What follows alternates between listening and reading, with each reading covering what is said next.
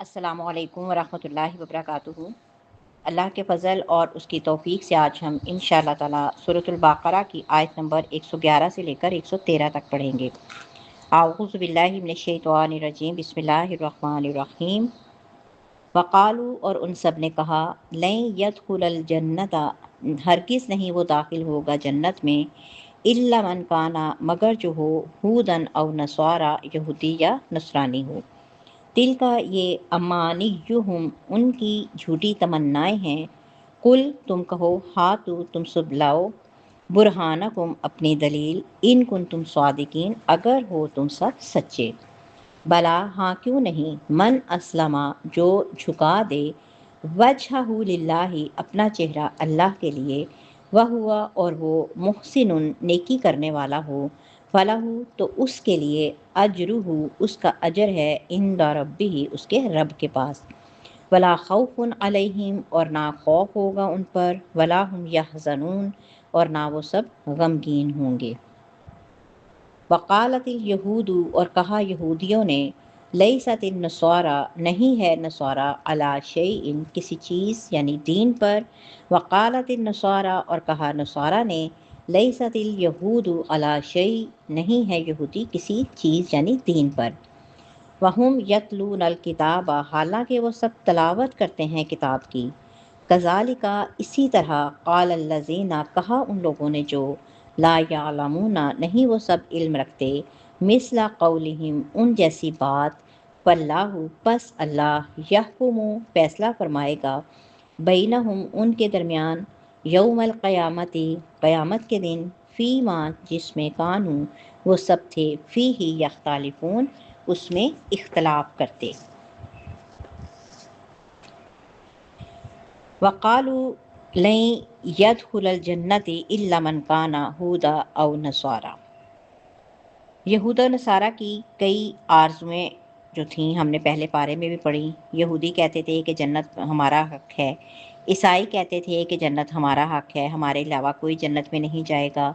تو اللہ تعالیٰ نے فرمایا کہ یہ ان کی آرزویں ہیں، اس کا حقیقت سے کچھ بھی تعلق نہیں ہے۔ اور اللہ تعالیٰ نے ان سے کہا کہ اگر تم اپنی اس بات میں، اپنے اس دعوے میں سچے ہو تو دلیل پیش کرو، کیونکہ بغیر دلیل کے تو بات کا کوئی وزن ہی نہیں ہے نا۔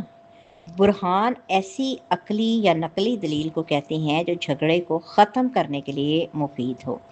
تو اللہ تعالیٰ نے فرمایا، قل ہاتوا برہانکم ان کنتم صادقین، کہ ٹھیک ہے، ہم تمہاری بات مان لیتے ہیں، لیکن اس کے اوپر کوئی جو ہے نا دلیل بھی پیش کرو کہ تمہیں کس نے کہا ہے کہ جنت تمہارا حق ہے، تمہیں یہ ایشورٹی کس نے دی ہے کہ جنت میں صرف تم ہی جاؤ گے۔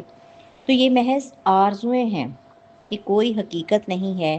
اللہ تعالیٰ نے فرمایا کہ بھلا کیوں نہیں، آؤ میں تمہیں بتاتا ہوں کہ جنت میں کون جائے گا۔ نمبر 1، اب شرائط سنو۔ پہلی شرط کیا ہے؟ من اسلمہ وجہہ للہ، کہ جنت میں جانے کے لیے یہ ضروری ہے کہ انسان خود کو اللہ کے تابع کر دے۔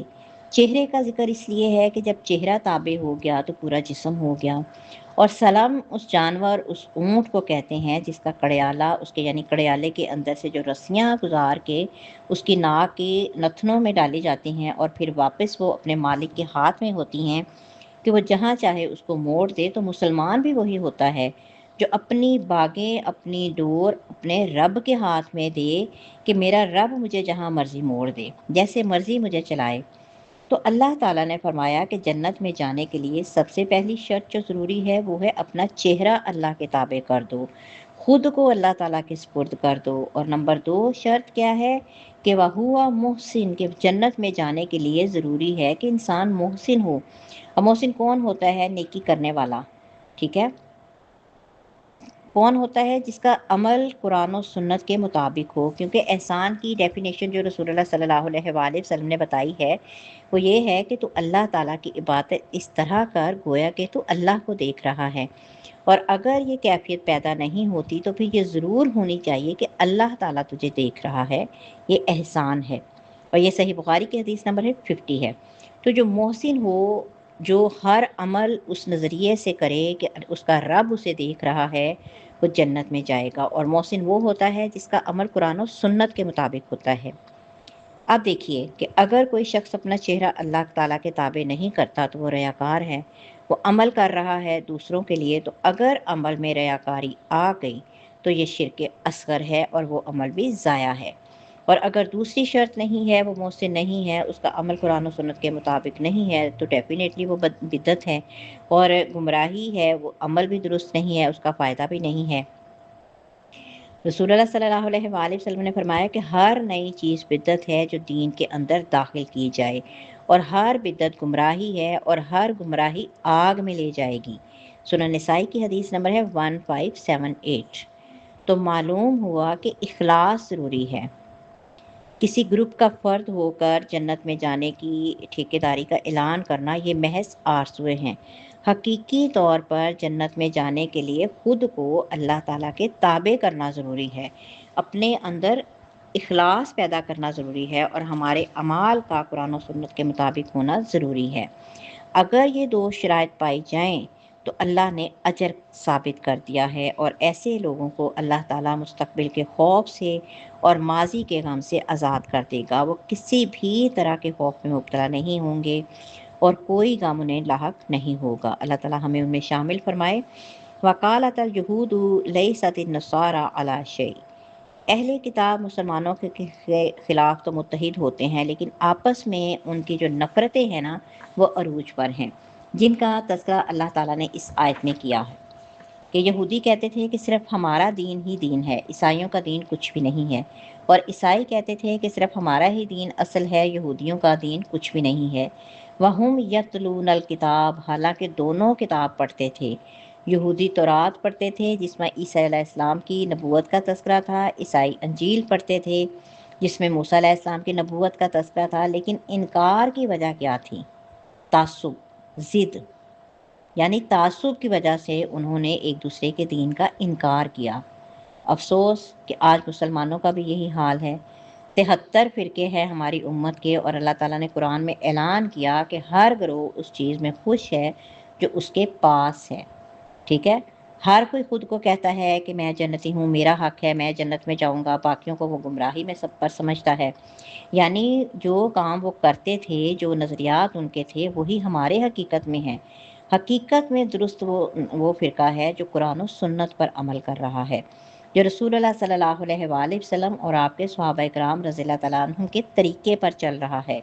तो अल्लाह ताला फरमाते हैं, यानी जिनके पास वही का इल्म नहीं था, इससे मुराद मुशरिकीन अरब, वो भी यही कहते होते थे कि बस हम ठीक हैं, बाकी सारे गलत हैं। तो अल्लाह ताला फरमाते हैं कि मैं रोज़े क़यामत उनके इख्तिलाफ़ात का फ़ैसला करूँगा।